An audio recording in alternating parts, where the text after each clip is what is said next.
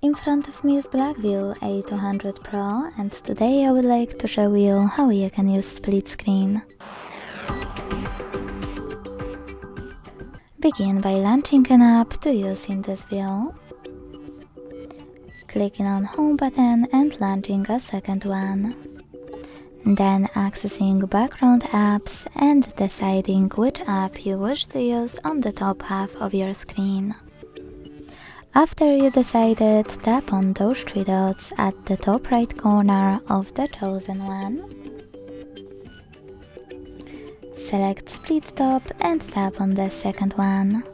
As you can see now, I can use both at the same time.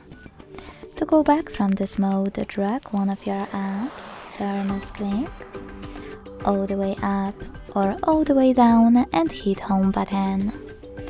Thanks so much for watching. If you enjoyed this video, leave a like, comment and subscribe. Bye!